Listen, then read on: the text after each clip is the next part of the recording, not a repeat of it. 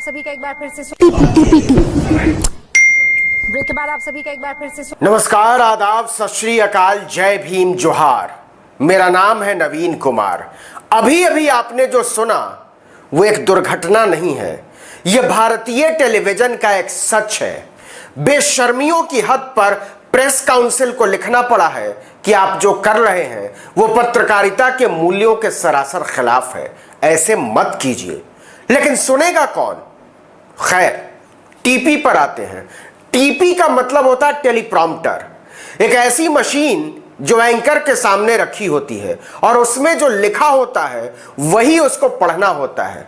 लेकिन स्क्रिप्ट कहां से आ रही है, सवाल इसका है। बताऊंगा, लेकिन एक लाइन में बात इतनी सी है कि एंकर लिखे हुए को पढ़ रहा है, जनता को धोखा दे रहा है और पूरी ढिठाई से अपनी बेशर्मियों को सच बता रहा है। संपादक इस नंगई को अपनी योग्यता बता रहा है, अपने आप को प्रेमचंद पराड़कर, राजेंद्र माथुर समझ रहा है। और यह किसी बुलेटिन में टेलीप्रॉम्प्टर के फेल हो जाने का मामला नहीं है, यह पूरी टेलीविजन पत्रकारिता के टेलीप्रॉम्प्टर के फेल हो जाने का मामला है। आज के एंकर का टेलीप्रॉम्प्टर है एक चेहरा जो मुल्क के मातम के मंडप में बदल जाने के दौर में भी मोर से खेलता है, उसे दाना चुगाता है, देश के लुटे हुए सुकून पर बाग में सुकून से किताब पढ़ता है। मोर एक प्रतीक है और दाना चुगाना भी। उसी तरह टेलीप्रॉम्प्टर भी एक प्रतीक है। लोक कल्याण मार्ग में तो 2-4 मोर होंगे, लेकिन टेलीविजन चैनलों में तो मोर और मोरनियों की पूरी कतार है, जिन्हें मोदी जी की आभा को धूमिल होने से बचाने के लिए बरसों से दाना चुगाया जा रहा है और वो चुग रहे हैं। और जब भी वो अपनी बेईमानियों के खिलाफ जाने की कोशिश करते हैं, टीपी फेल हो जाता है। ब्रेक के बाद आप सभी का एक बार फिर से अचानक एहसास होता है कि उन्हें वही पढ़ना है जो आका ने लिख कर दिया है। आम काट कर खाते हैं कि चूस कर। आप थकते क्यों नहीं? टॉनिक लेते हैं क्या? आपसे क्या सवाल पूछें? आंकड़े किनारे फेंक दिए हमने तो। आप जेब में बटवा रखते हैं क्या? इस तरह के सभ्यता के महान प्रश्न इसी टीपी पत्रकारिता से जन्मे हैं। आगे बात करने से पहले मैं आपको एक क्लिप दिखाना चाहता हूं जो संभव है आप अब तक देख चुके हों, लेकिन उसे फिर से देखना जरूरी है। कल मेरे साड़ी पर जूस गिरा था और मैं नहाने गई थी। तुम चने कुकर पर चढ़ा करके मेरे पास आई थी। तब रसोड़े में कौन था? मैं थी, तुम थी, मैं थी, तुम थी। कौन था रसोड़े में? छोटी बहू कहती है ये राशि बेनती। फिर सास कहती है ये राशि कुकर में से चने निकाल दिए और खाली कुकर गैस पे चढ़ा दिया। मैंने पहले भी कहा है कि संबित पात्रा इस देश के टेलीविजन चैनलों का सुपर संपादक है और जब वो टीवी के पर्दे पर बैठकर गंदगी उलीच रहा होता है तो एंकर उसे मंत्रमुग्ध भाव से निहार रहा होता है, जैसे वो संविधान के किसी गूढ़ अनुच्छेद की व्याख्या कर रहा हो। भारतीय टेलीविजन इतना गंदा कभी नहीं था। भारतीय टेलीविजन के एंकर इतने ढीठ कभी नहीं थे। भारतीय टेलीविजन के संपादक नैतिक तौर पर इस कदर दिवालिया कभी नहीं थे। ये सांप, बिच्छू, गाय और एलियन पत्रकारिता से भी ज्यादा भयावह है, क्योंकि सांप, बिच्छू, गाय, एलियन दिखाते हुए किसी को गाली नहीं देनी पड़ती थी, किसी मेहमान की जान नहीं जाती थी, एंकरों को मिर्गी के दौरे नहीं पड़ते थे, ना ही मानसिक तौर पर विक्षिप्त, घटिया और आपराधिक प्रवृत्ति का कोई आदमी एंकर हुआ करता था। टीवी के पर्दे पर बैठने वाले आज के जहरीले नाग और नागिन पहले भी एंकर हुआ करते थे, लेकिन संपादकों के हंटर ने उन्हें इंसान की तरह दिखने और बोलने पर मजबूर किया हुआ था। आज तो संपादक एक गुलाम से ज्यादा कुछ नहीं, जिसे संबित पात्रा जैसी घटिया सोच के लोग उंगलियों पर नचाते हैं। पटना वाले लड़के के लिए बंगाल वाली लड़की पर उछाला जा रहा कीचड़ कोई न्याय का मामला नहीं है। भूल जाइए कि टीवी के बदमिजाज एंकर न्याय के लिए गंदी नाली में लौट रहे हैं। वो तो सिर्फ आका के शान में टीपी पढ़ रहे हैं, क्योंकि जब टीपी उड़ जाएगा तो पत्रकारिता का मॉइस्चर भी उड़ जाएगा। इसलिए टीपी को नहीं उड़ने देना है।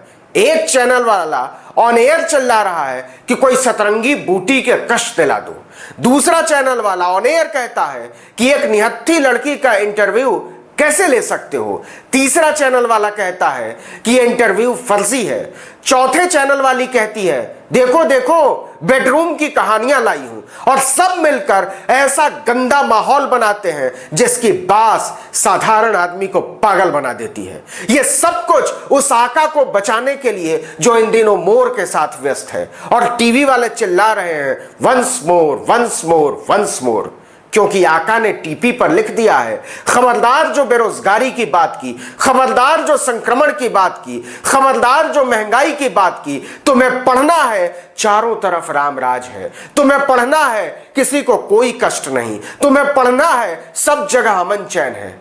लेकिन ऐसा असल में तो है नहीं। 40 रुपए किलो आलू तो एंकर भी खरीद रहा है ना भाई, इसलिए वो कई बार हकीकत और फंसाने का भेद भूल जाता है, भूल जाती है। और जब टीवी के पर्दे पर आका का चेहरा नजर आता है तो चिल्ला उठता है टीपी टीपी टीपी।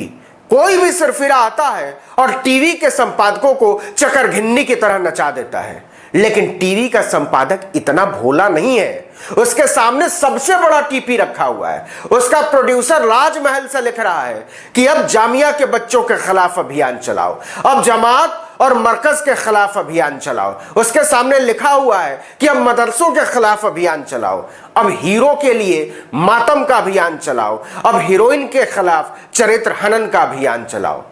और ये सारे अभियान इसलिए कि महंगाई, भ्रष्टाचार, बेरोजगारी, बाढ़, संक्रमण, बेपरवाही के खिलाफ कोई अभियान न चलाना पड़ जाए।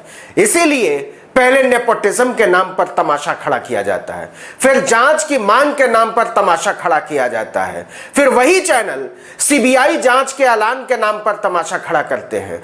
लेकिन कलेजा ठंडा नहीं पड़ता, क्योंकि टीपी पर लिख दिया जाता है अब उस लड़की का चरित्र हनन करना पड़ेगा, उस पर कीचड़ उछालना होगा। और स्त्रीवाद का नगाड़ा पीटने वाली टीवी की अफसराएं इस अभियान में जोशो खरोश से कूद पड़ती हैं।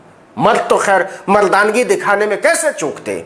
स्त्री पर तरह तरह के आरोप लगाकर उसका चरित्र हनन कर इस मर्दवादी समाज ने अपनी कुंठा का इजहार किया। फिर चुनावी फायदे के लिए उसे बिहार बनाम महाराष्ट्र की लड़ाई में बदलने का अभियान चलाया गया। लेकिन इतने से बात बन नहीं रही थी। इस विवाद में महान भारतीय संस्कृति की पूरी झलक नजर नहीं आ रही थी।